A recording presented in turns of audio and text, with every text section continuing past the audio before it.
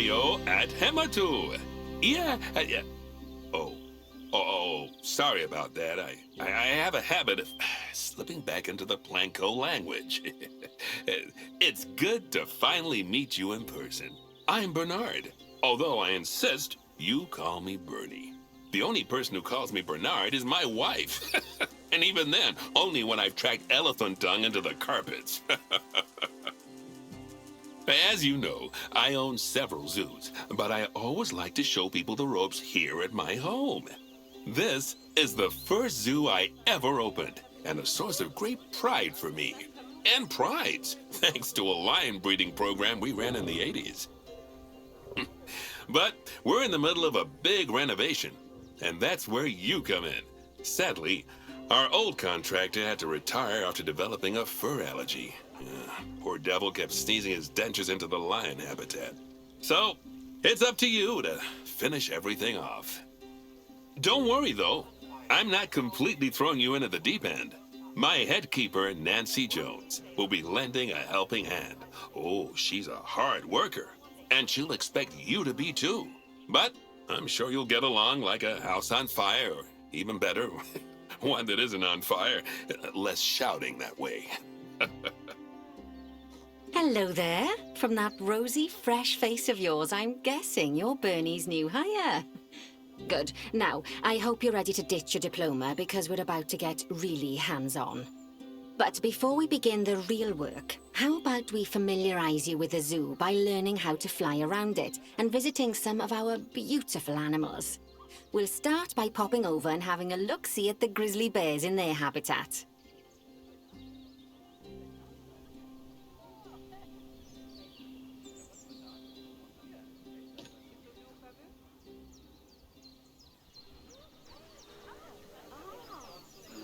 Did you know that grizzly bears, also known as Ursus arctos horribilis, can hibernate for up to 7 months a year? Oh, but then again, given the chance, I think a lot of people would do that too. Select one of the bears and you'll bring up its information panel. See now, this is a fantastic way to get a close look at your animals. You can also get this view of an animal by simply double-clicking on it. Okay, when you're ready, let's pop over to the other side of the zoo and take a look at the lions. I've marked their location for you to find.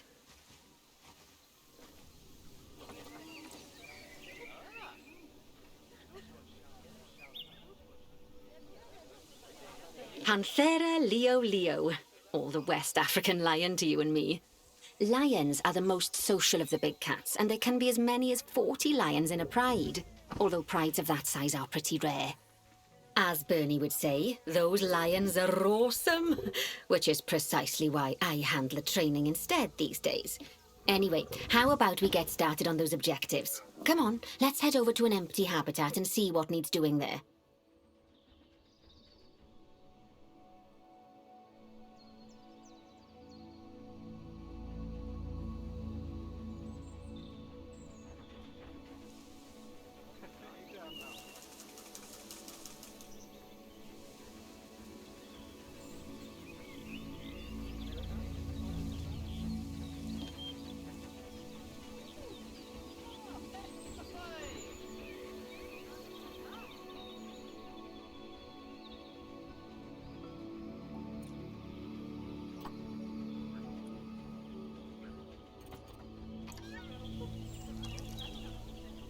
As you can see, it's a lovely space for animals, but it's missing a certain something. Well, 2 somethings. Warthogs. So I'd like you to adopt a pair of them.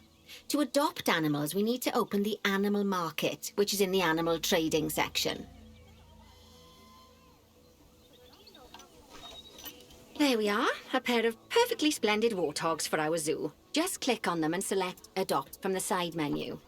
Normally the animal exchange would be full of animals, but I've emptied out the market while you learn how it works. The last thing I need is you accidentally ordering a dozen elephants. When you adopt an animal, it's automatically placed in the trade centre, where they're held until you're ready to move them into their habitat, which, as it happens, you are. So how about you move them into their new home?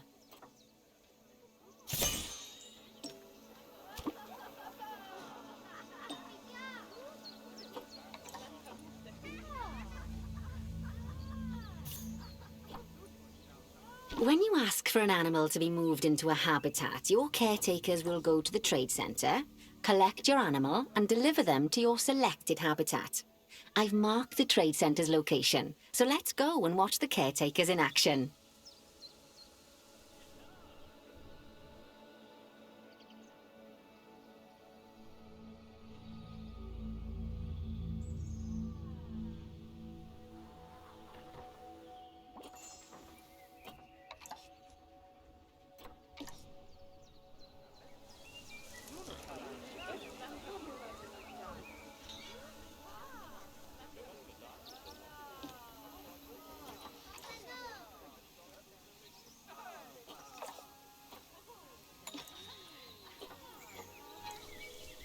Well, as you can see, those caretakers don't hang about. They'll move those animals to their destination as fast as possible.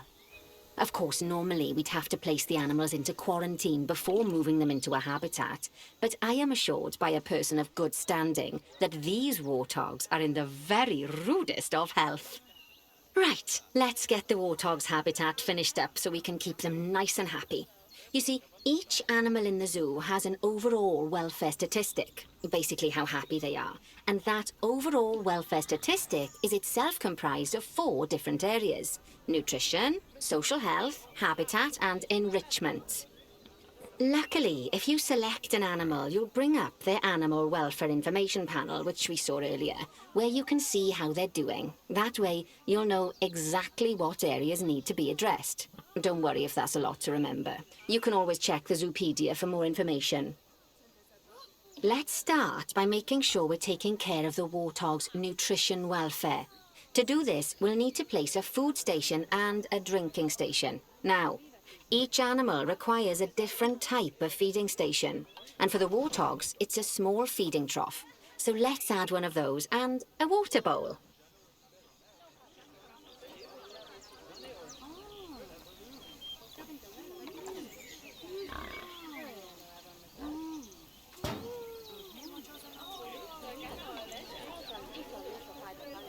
Animals also require stimulation to keep them happy.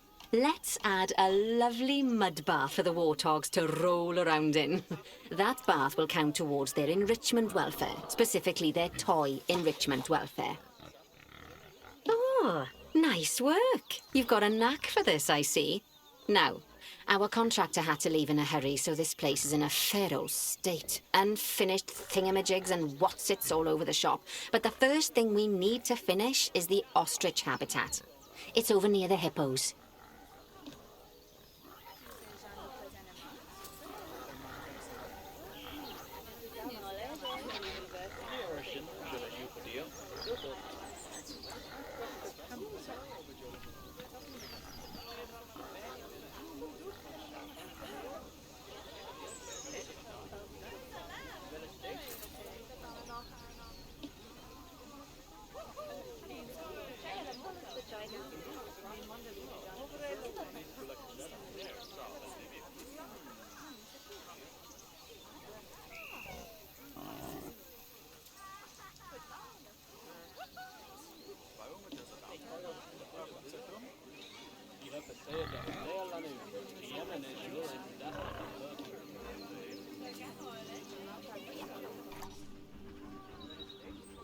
Oh, before we actually start building our ostrich habitat, let's pause the game.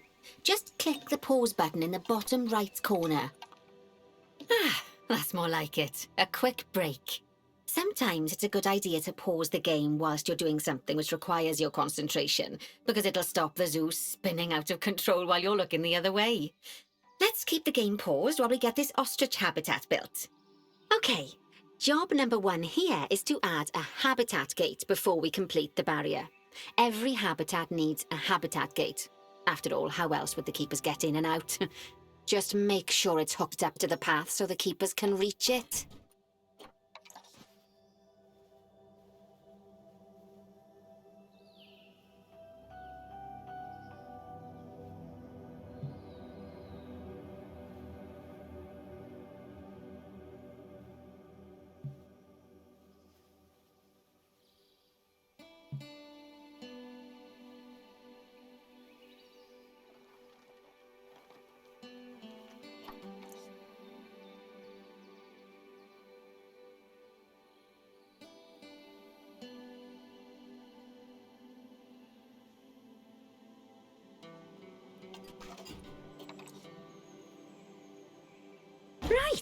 Let's complete the perimeter barrier so we can adopt us some ostriches.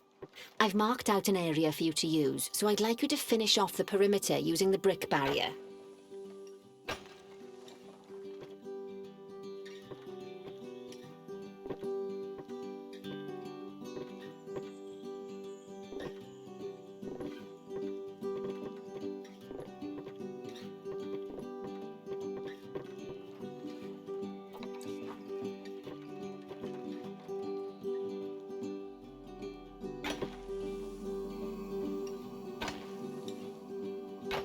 Good work!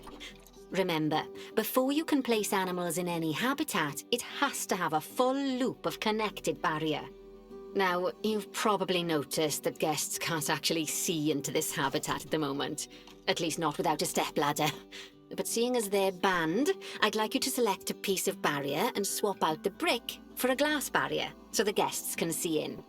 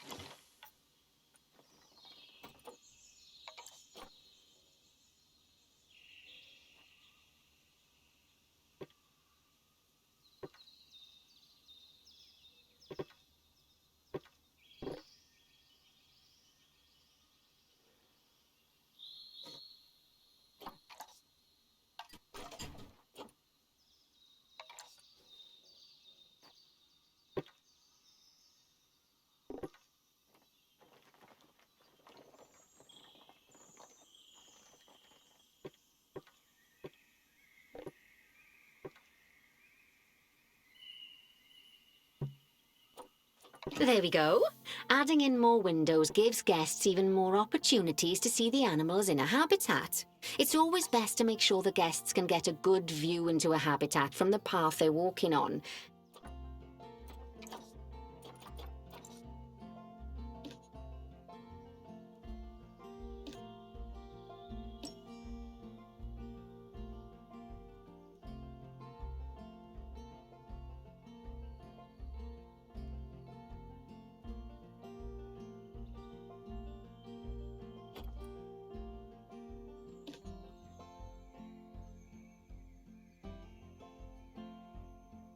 Because it makes them happy, and because this would be a pretty terrible zoo if they couldn't. The last thing we need to do is to add a donation box. You see, when guests enjoy the view of an animal, they'll make a donation. Just make sure you put them in easy-to-reach places, like near a viewing point. Donation boxes are one of the main sources of income for the zoo, so make sure you remember them.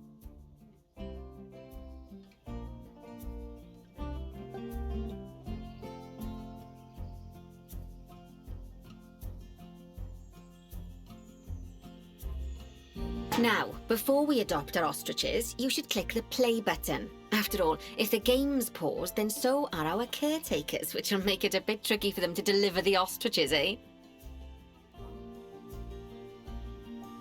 By the way, as well as pausing the game, you can speed the game up by clicking on the fast forward button. It'll run everything at 2 times and 5 times faster. It can be useful, especially if you're waiting for money to accumulate or for animals to be delivered to your habitat. Personally, I use it when I'm waiting for a brew to finish. All right, you've finished the habitat, so it's high time we adopted those ostriches, don't you think? Let's get 4 of them in here.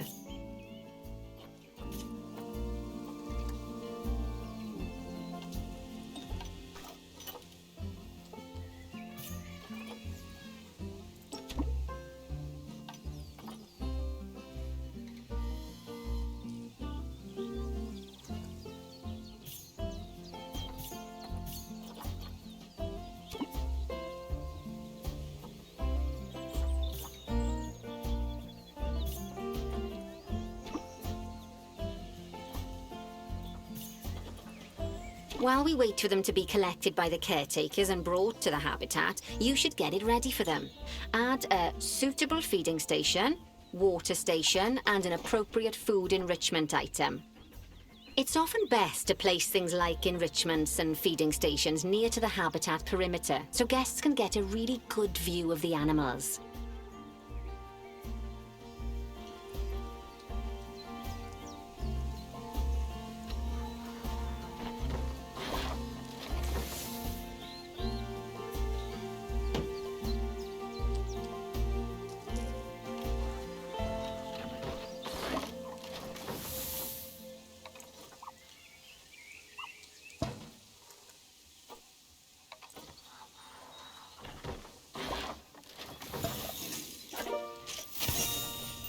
Oh, good to see the ostriches have somewhere they can really stretch their legs. Did you know they can actually run at 43 miles per hour? Oh, heaven forbid they ever escape.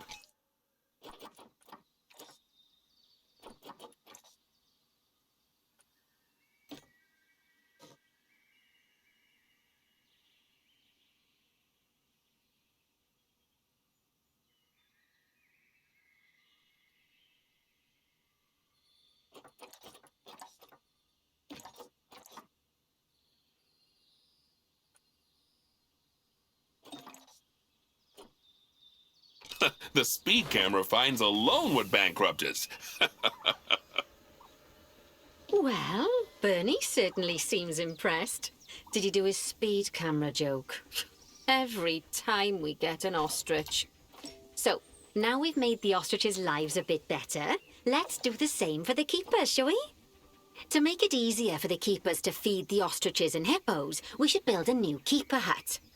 Keeper huts are where the keepers prepare the food for animals, so they should be placed near to the habitats to make sure the keepers don't waste their time walking when they should be looking after the animals. You'll need to rotate the keeper hut to get it to connect up to the path.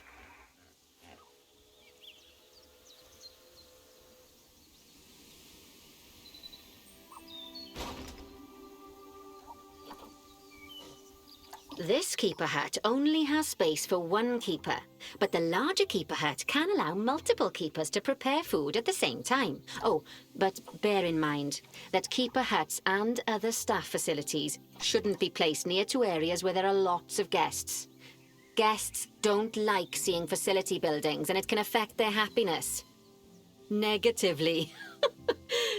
In case that wasn't clear.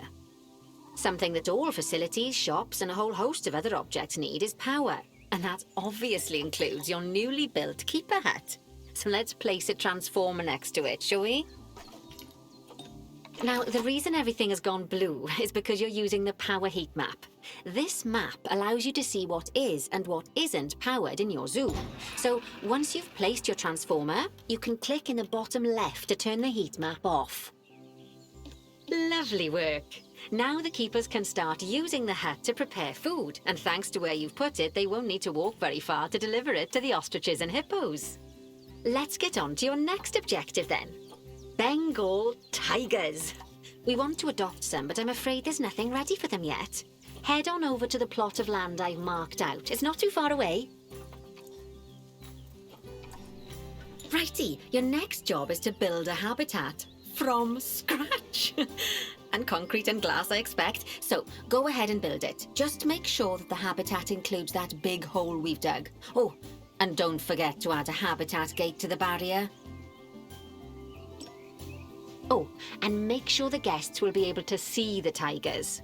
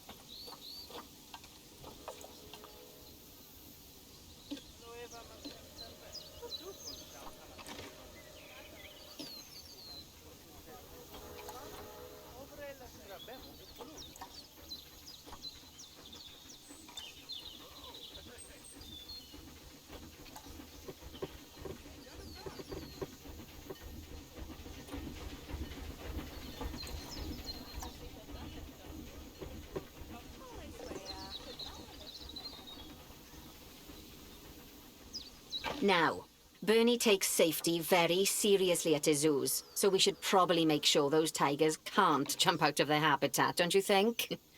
The way we'll do it is by changing the height of the habitat's barrier. Okay then, you should start by double-clicking the habitat barrier, which will take you into barrier editing mode.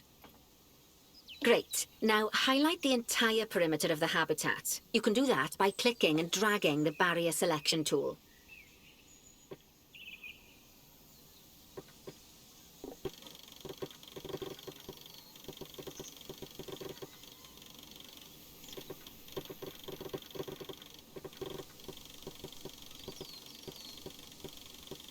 Now you've got all of the perimeter selected, you can increase the height of it by clicking and dragging the barrier height tool upwards. You'll want to make sure it reaches a height of at least 3.7 meters.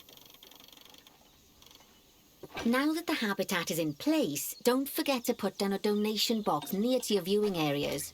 We need every dollar we can get. Especially as these tigers aren't exactly eating instant noodles for lunch. Okay, that's the habitat boundary complete, the habitat gate in place, and most importantly, the tigers won't be able to jump out of it anymore. I think it's time we adopted those tigers.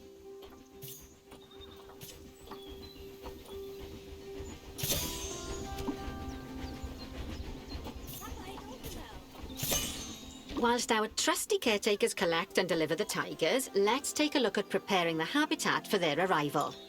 We'll start with the basics. Add a suitable feeding station for them.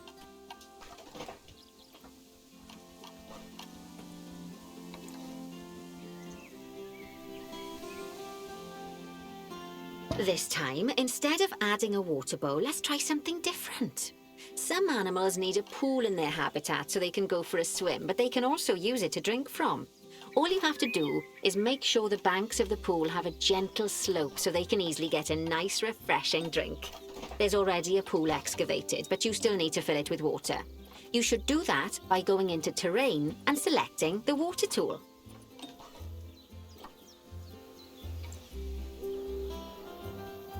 Yes, that'll do nicely. Of course, just like the warthogs and ostriches, these tigers will also need some enrichment. Why don't you add some suitable toy and food enrichment items into their habitat?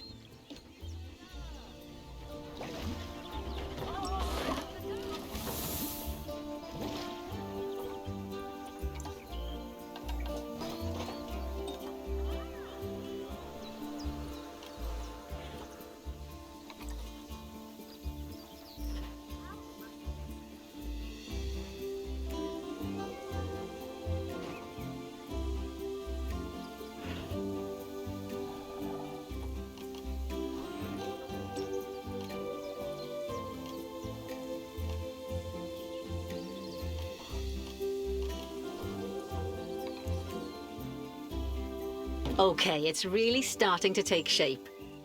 Now, the tigers will need a shelter in their habitat so they can hide from the guests, or more likely, the bad weather. Although given that we're in England, you might want to think of that just as normal weather. Go on, add a shelter to their habitat. You can either build one from various suitable bits and bobs, or if you like, just pop down the blueprint that I've already built for you.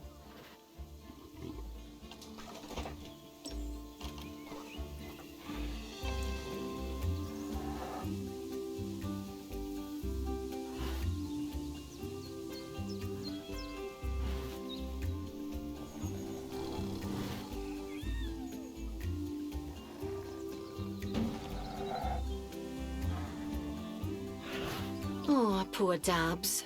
I'm sure it can't have escaped your attention that the tigers look a bit miffed. That's because they aren't too keen on the type of terrain in their habitat. Select a tiger and bring up its information panel. Rightio, click on the Terrain tab. That way you can view the terrain information and see how they feel about the different types of terrain. That'll tell you what the tigers need more of or less of in this habitat. Okay then, open the Terrain Editing tool, select Painting, and give them some more soil. Yes, that should help with the habitat part of their welfare.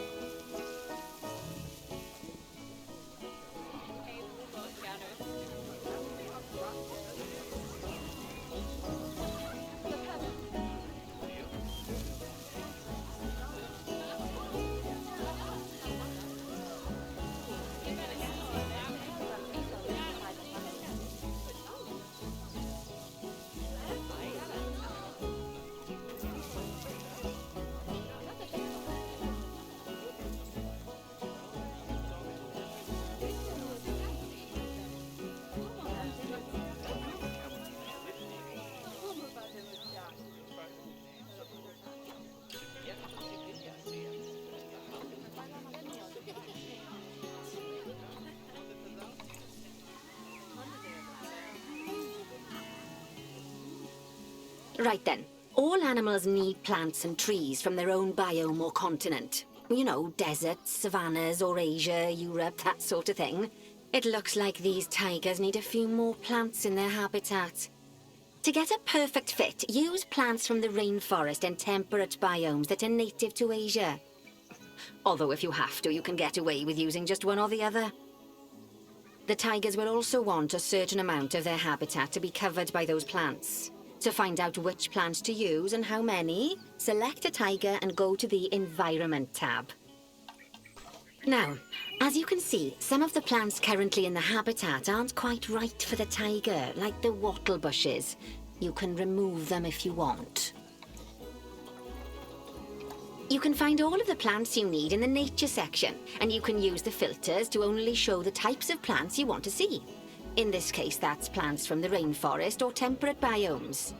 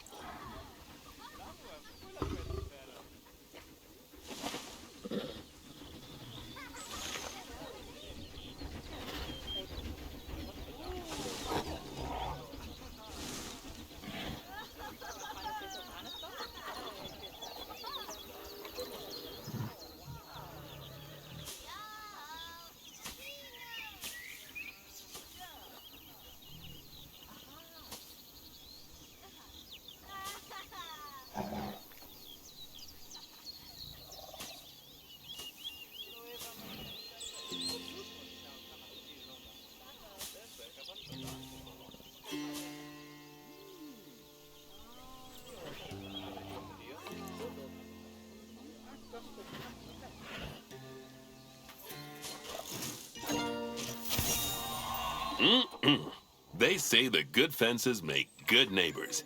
I guess that's doubly true when one of the neighbors is a Bengal tiger. Still, those tigers look so happy that I doubt they'd leave, even if you did poke a hole in their fence. Oh, but for heaven's sake, don't test that theory.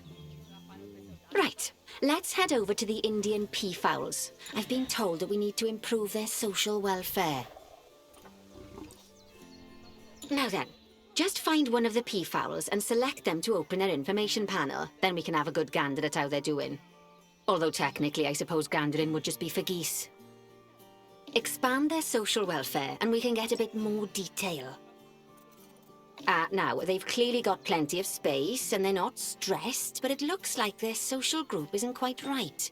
So let's find out more. Click on the social tab at the top of their information panel to see what's wrong. Right, as you can see, the peafowlers need their population to be larger. To solve this little problem, you'll need to adopt 3 more female peafowls. Off you pop to the animal market then.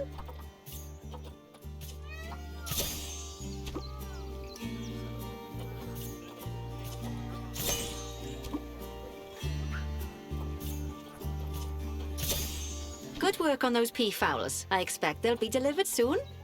But sadly, it sounds like our snow leopard is a bit grumpy. Let's head over there and see what's wrong with her.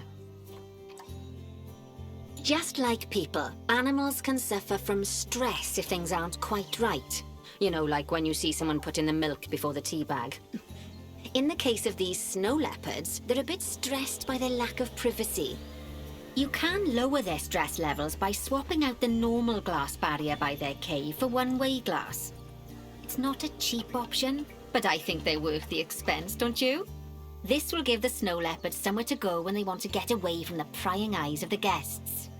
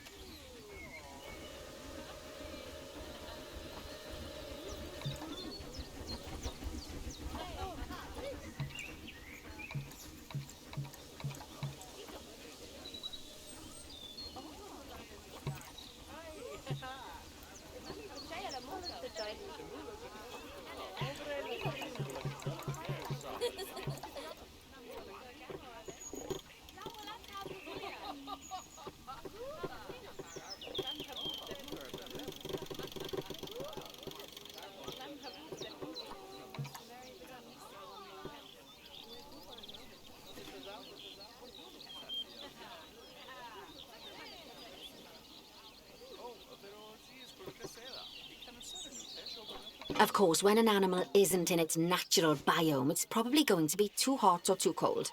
Unsurprisingly for the snow leopards, it's too hot, even with the terrible British weather. You should help cool it down by adding some coolers to their habitat. But let's start by opening up the temperature heat map and having a look-see at the temperature in the leopard's habitat. As you can see, we already have one cooler in there. Let's pop some more down and get as much of the habitat as chilly as we can.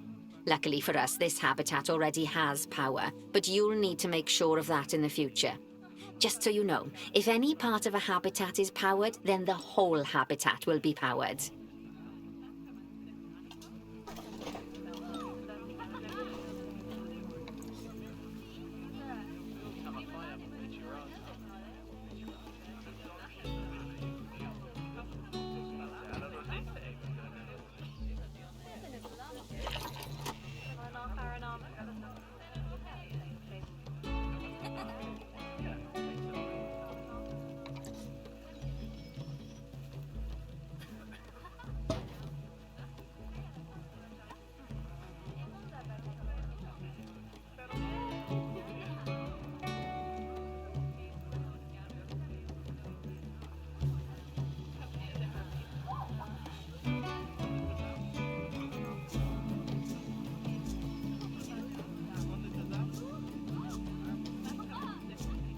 You can find heat maps for all sorts of helpful things, so do be sure to explore them and make good use of them.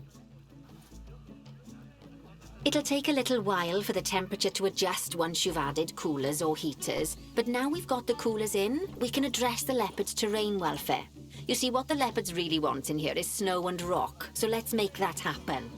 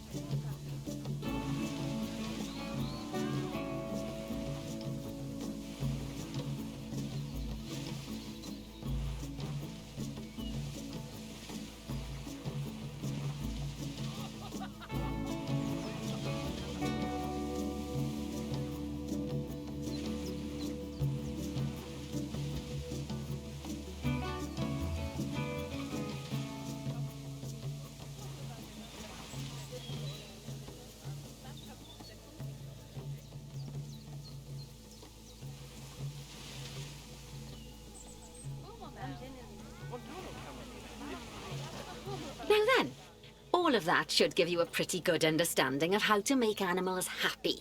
So I'd like you to go and check on all the other animals in the zoo and fix up any issues with their habitats. That'll increase the average welfare of the animals across the whole zoo. And that average welfare is a very important statistic. Now, to quickly see how all your animals are doing in the zoo, you should go into zoo management and then into the animals section.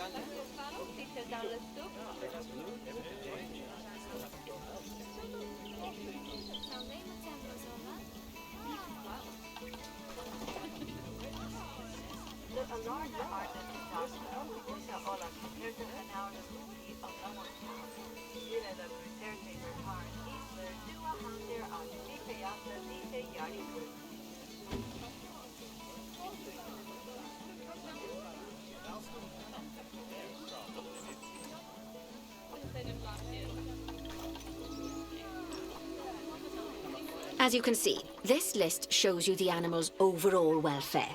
So if something's amiss, then you can quickly pop over to them using the locate button.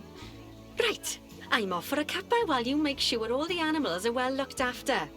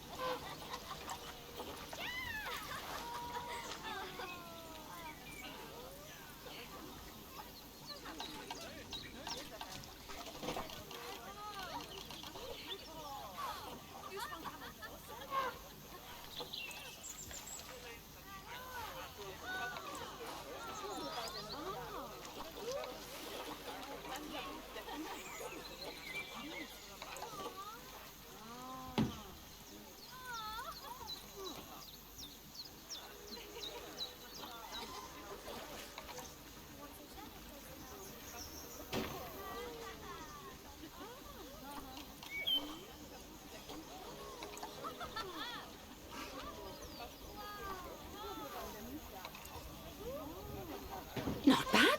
Not bad at all. I think it's fair to say that you've passed the first part of your training with flying colours. There's still lots more to learn, but we'll have to head to another one of Bernie's zoos for that. If you want to grab your passport, we'll head off, shall we?